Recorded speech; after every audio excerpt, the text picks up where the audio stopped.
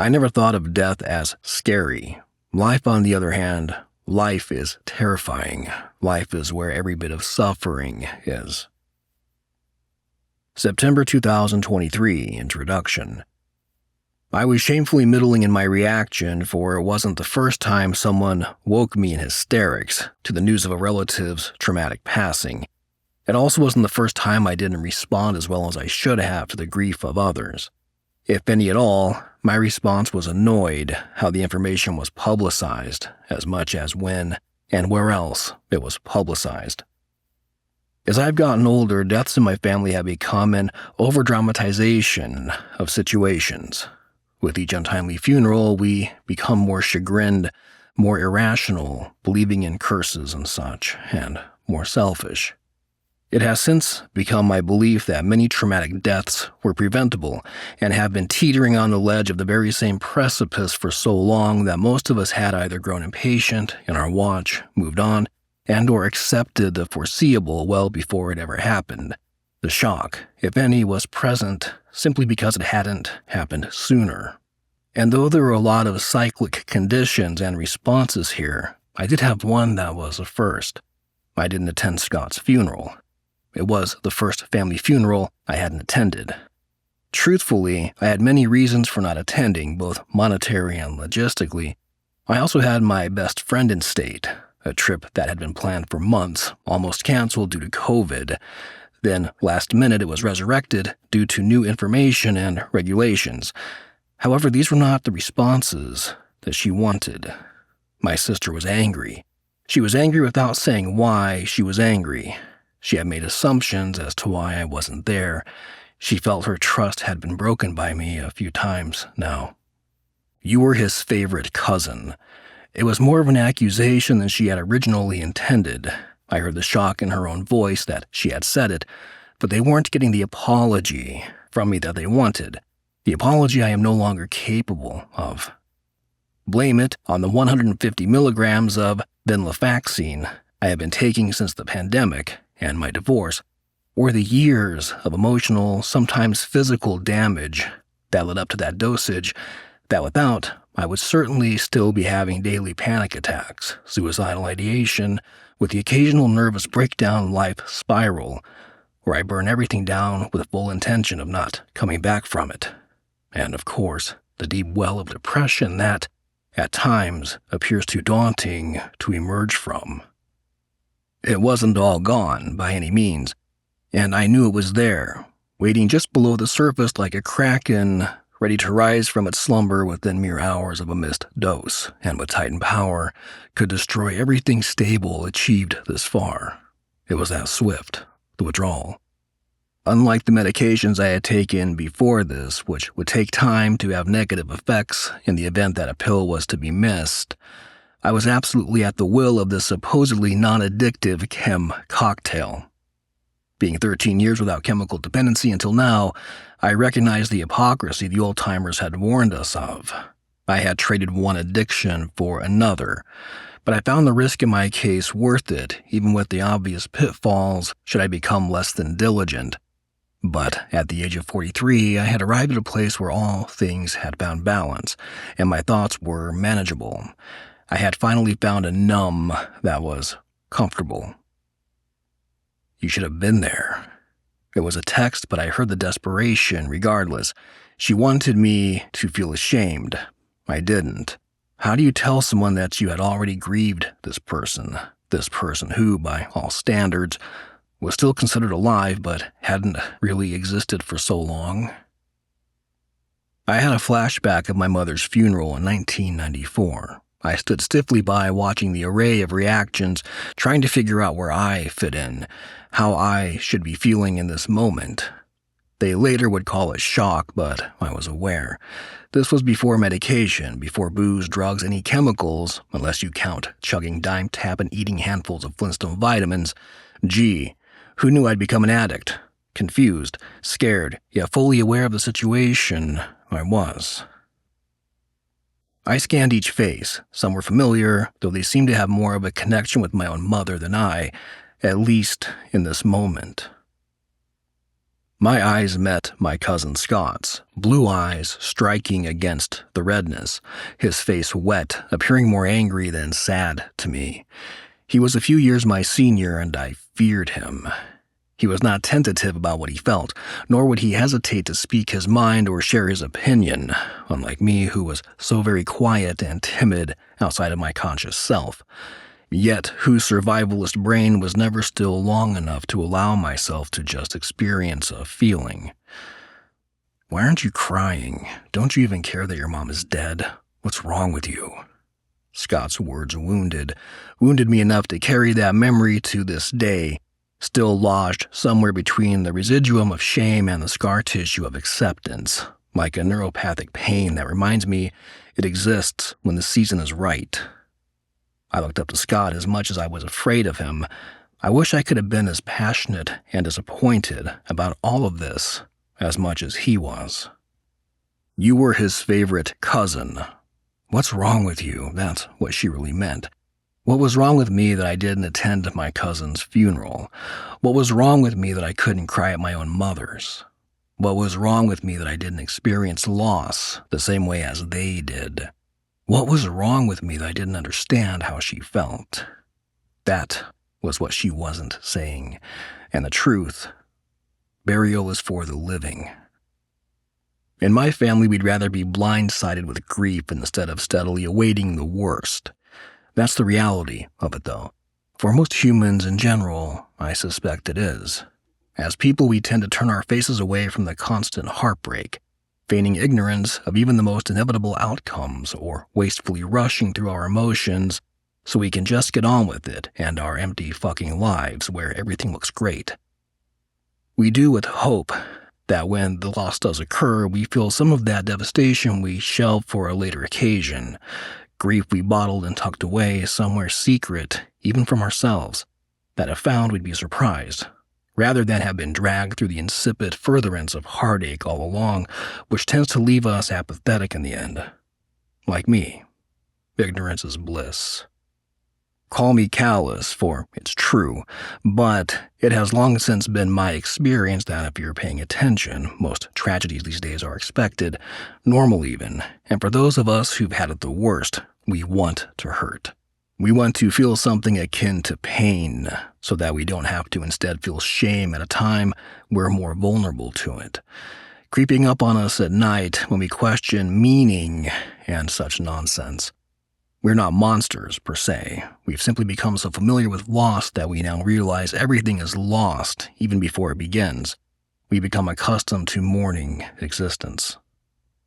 I couldn't go to Scott's funeral because I couldn't mourn a death that was more of a mercy than the life he left, then watch the ritual of posturing that pretended it wasn't.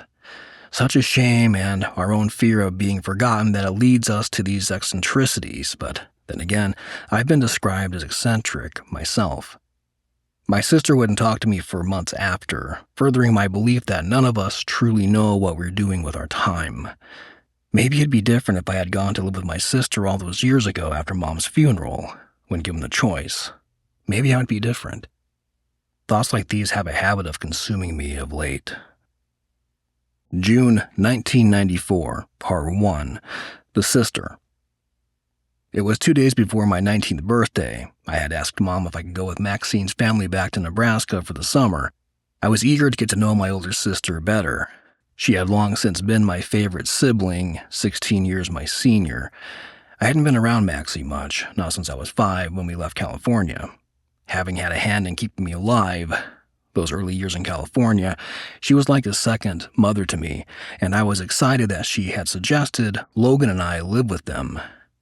And though I knew we'd be safe there and probably loved, I wasn't sure that was enough anymore. I needed a schema of what life there would look, feel like, because things were much different for her now than they were when we were younger. Maxie was just starting a family of her own. I feared we wouldn't be a priority. I felt that way with all my family those days, except him. My aunt and uncle, who were fostering us at this point, they were in disagreement with the plan to summer in Nebraska, mostly because we had become my uncle's project. He hoped that we would stay with him, and possibly he feared that this time away would break any of the principles he had instilled in us. Quick to manipulation, my survival tactic of choice back then, I knew that if I favored to asking my mother instead, that he would not be able to contend with the wishes of a woman dying of cancer, not with all her immediate family around and having more say in our lives than he, though seemingly wanted none of it. This is how all my older siblings had come to here in the first place. All 6 of us gathered together for the first time since fleeing Modesto to say their goodbyes to our mother.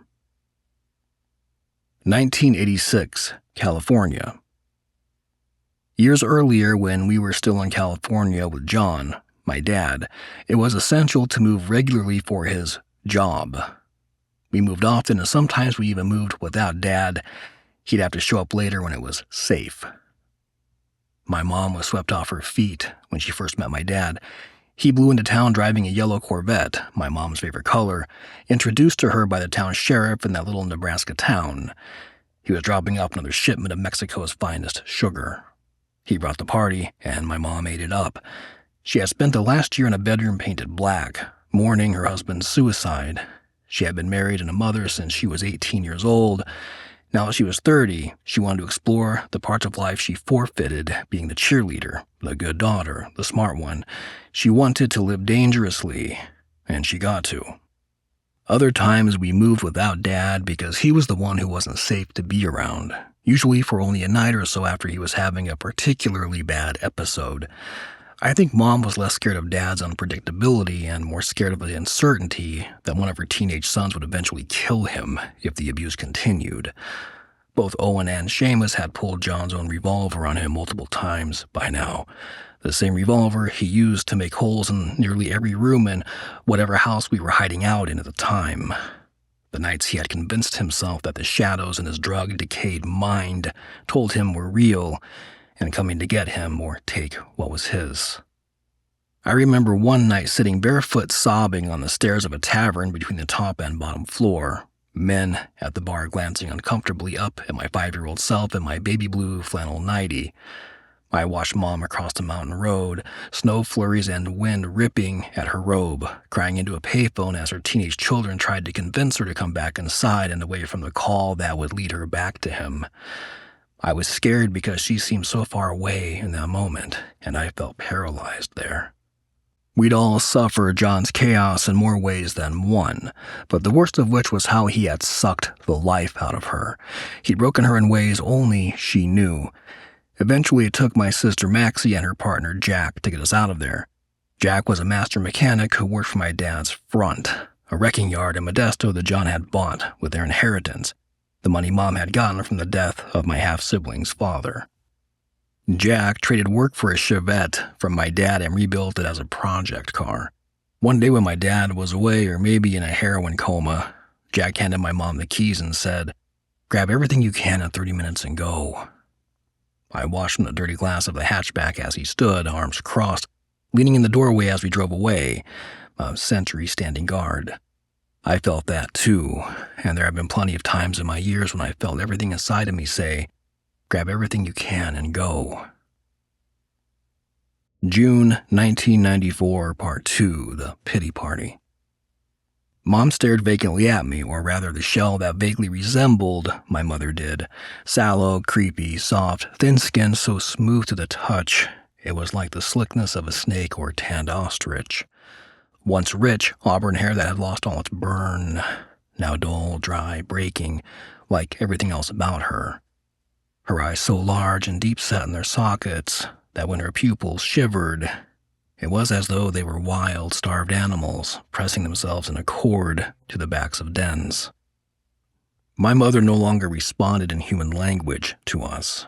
The consistent pain, insomnia, starvation wouldn't allow it. If her voice, mouth, and mind did work together, it was save for brief, banshee wails that no parent should have to hear in the depths of the night, that haunting cry of their child, not that of infant for mother's milk or life, but their 52-year-old daughter begging for their mercy and peace. And here I was, a vapid child, who had grown so utterly numb of suffering that I thought this poor creature could still provide for my self-intent from their hollowed being. Her ribs were but a cage for me to escape, to get away from this, from them, from her. Certainly some wouldn't blame me for any child to be wanting of a normal childhood, an ordinary child's birthday, a stable home environment with basic child and human needs met. That should be available by default. I remember sitting at the dinner table eating what I realize now was a dish sink dinners and ignoring my mother going on about children starving in other countries while we were being ungrateful, turning down food stamps because someone else needed them more, working herself sick. Even to this day, writing about this experience, I feel privileged, selfish, ungrateful, and ashamed to be writing this at all. I question whether my experience is valid, or if I am just another poor me in an entire country of self-pitying, snow-white ingrates. The point being, I knew so little of stability, consistency, or normalcy that at the time that when I had a transitory perception of a given by someone recognizing and addressing my needs, regardless if it was for their own self-satisfaction, to feel charitable, and nothing to do with genuine compassion, I was so overcome with greed that I was dead set on keeping it. Even as it advanced my apathy toward the more nurturing side of necessity, nature was winning. I could live without love if it meant a full stomach and the occasional frivolity as well. As for the secret horror that I had been suppressing until now and only bringing to the front of my thoughts in the deep of night, was that, if I were free of her, I had a chance. The thought of not ever having those things, normal things like consistent meals, clean clothes, shelter, and then going back to merely surviving as we have for the last 13 years minus 2 days, this chance passing me by, I felt trapped. I felt trapped by my mother's illness, by adults with selfish aims or ideas of what, how, or who I should be after she was gone, not just where. And I had no reference points for what was good and safe and loving. Happy. I don't remember feeling any of those things as a child. I remember strongly appreciating brief intervals of beauty and accomplishment, of a job well done, but that's the proselytization again, perhaps. That if I wasn't putting effort into the things the adults around me thought I should be, then I wasn't worthy. Knowing I deserved nurture, those parts of me weren't just born or awake yet back then. They hadn't had time to be. The person who would have given them to me had been dying since I knew her. My grandmother at least attempted a birthday by baking an angel food cake. She had forgotten, then was angry. She seemed angry with me. She always seemed angry with me, so despite the heavy mephitis of death overshadowing the occasion, slowly permeating every memory made up to this time spent on that four-season porch, the hospice nurse looked over at those of us gathered around a small table with a makeshift birthday in full swing with a dour expression that matched both my own and my grandmother's. My grandmother had often referred to me as such a dour child, now realizing it likely was innate to her own genes. All the while, the nurse was taking my mother's blood pressure on the worst pull-out couch bed to survive the 70s. That stiff cream velvet with dark brown depictions of farmers and millers and pilgrims or some shit. I remember well. It wasn't soft like most velvet, but prickly and stiff, and all over the couch was hard. It's made well. My grandfather defended every piece of furniture they owned with such a clause. Essentially, if it didn't outlast the aesthetic of the era, what value was it? In any case, they weren't comfortable couches, and they certainly weren't comfortable beds. My older siblings, grandparents, aunts, uncles, gathered there solely for my mother's last days, sang the birthday song to me. I am not certain my mother knew that was happening as she lay there staring far through us, through me and my stupid fucking cone hat that made chubby cheeks on an otherwise slip of a child look even more misplaced. And my thoughts were the same that year as any other. That every year I asked for a chocolate cake with chocolate frosting, but every year I got angel food with white frosting and pink lettering. I hated pink. Ironically enough, my favorite cake as an adult is angel food with white buttercream frosting. I am allergic to chocolate, and now accepting of pink. It's no black, but pink has its place. Maybe it's psychosomatic, an atonement, comfort. Maybe it reminds me of when we were, if not normal, at least whole, all the missing pieces still in place. Or maybe it's residual indoctrination of what a young lady should like. In any case, I received no answer from my mother other than a strained whisper, a solicitation of sort, whether it was begging me to stay or relief that if I leave, then so too could she. Maybe my mom and I were not so distant or different from each other even then. 1993, Christmas. It was to be that my brother and I were selected by the school to partake in a program where teacher escorts, discreetly, took kids shopping for Christmas at Walmart. We were hand-selected by teachers to participate and given $500. The teachers would help us with the cart, do math, and make suggestions. I argued with my teacher until she gave in, allowing me to take some portion of that money, meant for clothing, toys, etc., for myself, and spend it on the most basic provisions of food, socks, underwear, but also a boombox for Mom, who could no longer enjoy the entertainment system located in the living room far from her bed in our apartment. Mrs. Thompson started crying, as she had always been fairly stern with me during 5th grade English. I wasn't sure at the time, but now I understand that she was crying for me. Mom and I would listen to that boombox as I laid on the floor next to her bed. I couldn't sleep next to her because at the time she scared me. I had watched Pet Sematary too many times not to associate her with the sister, Zelda. I even had a dream where Mom's skeletal frame chased me down the narrow, windowless hallway of our apartment that led to her room. I felt ashamed, and I hadn't admitted it to anyone. She asked me before to snuggle with her, a rarity and treat in the past, as she wasn't an affectionate sort of woman in my memories of her. We drift off to her whale sounds or ocean waves, sometimes Enya if she was feeling spicy, and soon she was asleep.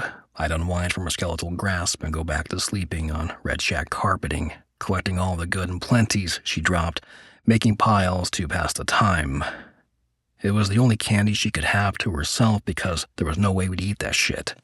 No adult was around for us at the time. My brother Seamus lived in the apartment above us, but he was going through a whole volatile divorce and his own 5 children to look after. Mom was so ill that I would help her to the restroom, check her breath at night, try to feed her condiments because it's all we had. I was sleeping on her floor every night for a while. This is how it came to be that she was taken from us. My grandmother came to visit, not having been able to reach my mother by landline as our phone bill hadn't gotten paid.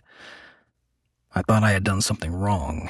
She opened the door and immediately she was yelling at me, at Mom, grabbing things from the closet and shoving them in a bag. Then she left. Next thing I remember, she was back with my aunt. Grandpa was carrying Mom one way and I was being dragged the other. 1994, January. Everything hurts. The next time I saw Mom was in January. She had said everything hurts in response to my inquiry as to why she was pacing back and forth. This was when she could pace back and forth or simply stand.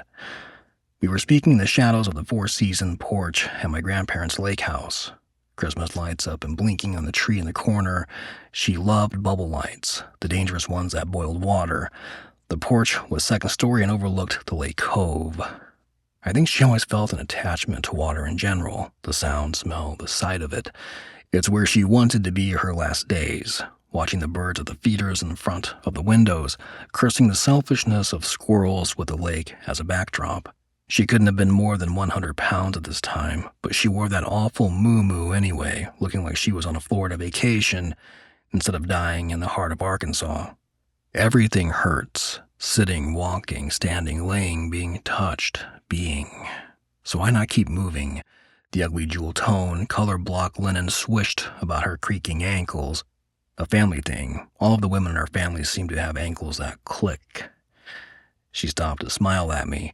It wasn't a real smile, but it was still rare, and the only time I remember looking each other directly in the eyes as we spoke, and not because I was stealing Flintstone vitamins from the cupboard or something again. I'm okay. I'm getting better. 1989. Stranger in the driver's seat. I was terrified of my uncle from the start. We met him as I was turning 9 and my brother 10. In the middle of the night, my mom turned off the ignition of the van, the exposed foam of her bucket seat dry and crumbling as she exited the van. I was awoken by the sound of the door closing. I can still remember how loud those heavy doors were when they were slammed, the smell of gasoline, Virginia Slims, spilled Pepsi. The van was rust red with the remnants of a blue and white, terribly chipping Navajo band all the way around the body. It had only the 2 bucket seats, and the rest of the inside was royal blue velvet, plush walls, and the most grotesque yellow-orange but predominantly avocado green shag carpeted floor you'd ever seen. Not only did it look like vomit, it also closely resembled it in smell, too. It was because of this that we occasionally added our own brand to the melange. She bought the van for the sole purpose of moving out of Nebraska, but when asked where to go, she simply said it was a surprise. We didn't think much of it. We were used to moving. A man replaced Mom in the driver's seat, this long-haired, long-bearded, long-in-the-tooth snarling hippie who could have been anyone and Adam, but also maybe someone who knew our dad. We timidly began our inquiries. Immediately we were told to shut up and go back to sleep, and no sooner than he put that creaky, rusted-out van into gear, driving for what seemed like miles, that he solidified himself as being someone to fear for years to come after. They had found Christ in each other, my aunt and uncle, living in a community of displaced adults with all their children and her own 2 sons of a previous marriage. It was a lifestyle that suited them at the time, and grown adults shirking responsibility in the 70s wasn't anything original. In fact, it was a fairly redundant story for my aunt, though I imagine she was more level-headed than my uncle, wishing to use that hard-earned medical degree of hers and return to society at some point. For now, after her divorce from the boy's father and the recent rejection of a woman whom she was madly in love with, this made sense to her, accepting the fate that had drawn them together. My aunt was the 3rd daughter, right after my mother, in an honest Catholic family of 4 girls and 1 boy, whom she didn't seem to feel much attachment toward apart from competing for the role of the good daughter. She always had her own agendas and interests and placed those above her other siblings. Most of my mother and aunt's side of my family had settled in the Midwest, the closest being a 15-hour drive from Arkansas, and my uncle liked it that way. For it's one thing to be a pretentious self-aggrandizer for a day or 2 out of a year for holidays and such, quite another to be capable of proving your superiority as a routine. But now we were ruining that for him. My uncle, on the other hand, he was a drifter from Florida who dodged the draft by purposely pissing himself. Son of a single mother with 1 brother, I don't recall ever hearing of or seeing evidence that he had any former employment to speak of. He did not acknowledge the authority of anyone other than himself. He was a well-read, unsociable, disparaging man, especially towards his wife's family, railroad workers, strong and outspoken career women, loud Midwesterners, a melting pot of common sense, tell-you-how-it-is, salt-of-the-earth folk who couldn't be duped by my uncle's self-important, patronizing displays to which he lowered himself to their intellectual level for the sake of counterfeit camaraderie. They despised him, often commenting, "There's something about him that doesn't sit right." He met my aunt at just such a time that a person of his nature would be appealing to someone of hers. He was younger, fun, or so she claimed, and there was a danger about him. Perhaps what didn't sit right with the rest of us is exactly what appealed to her, the sociopath. I am uncertain of whether she knew, but he would eventually confide in myself, at the time a young woman of 14, that he had attempted to murder his younger brother, leaving the boy brain-damaged for life. I would hope that my aunt didn't know, but 2 narcissists in a codependent relationship coming out of a final acid trip, with both claiming to have seen God and to have been bequeathed with the most holy of host anointing upon them, told to go forth spreading his knowledge. I doubt that red flags could have been seen as anything other than just another sign that they were on the right track. I imagine when my uncle was awoken in the middle of the night to fetch his wife's heathen sister, recently pulled from the armpit of California and freshly out of a year of hiding in Nebraska from the drug trafficker that spawned her 2 wilding children, randomly shows up in his town of Huntsville, Arkansas, to stay under his roof that his wife paid every penny for. I imagine he was pissed. Not only did he have to host us for a few months, but we continued to stay with my aunt and uncle on occasion, mostly on days when Mom was in or recovering from chemotherapy or radiation treatment, then more often as her illness progressed, all the while against my uncle's wishes. It took a while, but he did soften. It was gradual, but as he realized we were pliable young minds ever seeking approval, ready to work for it, and not just hellions sent to torture him, he did take special interest in us. We responded well to the reward system he had imposed. Having never won or gained anything in our lives from compliant behavior alone, our little survival instincts had us all the more eager to please him. Coins, treats, praise. My uncle was doing a good job making us reliant on him, if nothing else. I think it gave him purpose, albeit he was a highly intelligent man. He was often running his social and scholastic coffers dry. He believed the world owed him something without effort or sacrifice, thus giving up his eternal track-switching, lifelong college student career while living off my aunt's salary and obsequiousness to become our tutor. That last acid trip with Holy Ghost was bearing fruit at last. June 1994, Part 3, The Funeral. We left for Nebraska the next morning, my brother and I along with our older sister. I remember how immediately uncomfortable I was there. My sister Maxie was a new mom. Things smelled like urine from potty training. There were small children, which made me anxious, and anxiety always makes me feel as though I've done a thing wrong, even to this day. My brother and I slept in bucket chairs in the living room. I was miserable. I laid awake most of the night feeling as though I had made a huge mistake. I have always been a particular child with separation anxiety and feeling no particular attachment to any one person any longer with this newborn apathy. What a conundrum, right? I spent most of my life choosing being and feeling alone. Despite being in a relationship or a crowd of people, I can still feel completely outside of everything, and at times this can either be a superpower or kryptonite. Even with my siblings, who have rarely invested much of themselves into me since Mom's passing, mostly they've just bailed me out of situations, never sharing their own thoughts or feelings, tribulations, what's made them happy or upset. The thing is that round a person out. My siblings have always been 2D, and our mother, basically a stranger to us all, she never offered false witness, but she certainly concealed much of herself from us. Because of how I am, I probably knew her best in some ways, because in a lot of ways, I am her, having inherited that omnipresent and duplicitous character she maintained even upon her deathbed. The phone rang early that next morning, and I already knew. "Not on my birthday," I shouted toward the kitchen where Maxie leaned on the doorframe, back toward me in her denim tuxedo, head bent down and hand clasped over her mouth. I could tell by her stance. "Not on my birthday." I screamed it again to make sure she heard me. As soon as my sister returned the phone call, she rushed to me and kneeled like I deserved her attention more than she deserved a moment to mourn the moment I stole from her. "No, baby girl, no, it's not on your birthday. Your birthday is tomorrow," she wept. I had been so caught up in my selfishness that I forgot what day it was. I am, so selfish. When Scott said, "What's wrong with you?" I suddenly started to sob. Scott couldn't have possibly known that just on the way here, our uncle had told me that crying would be questioning God's will and ultimately a sin. However, that's not why I didn't cry until Scott's accusation. I was crying because it was the first time someone had said it out loud.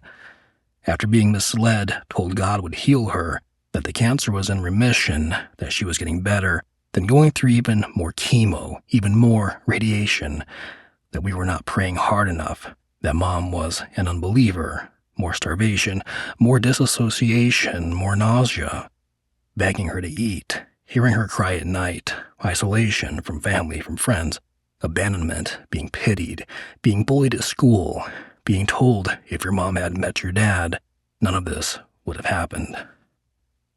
After 4 years, someone said it out loud, that she was dead, and I was relieved.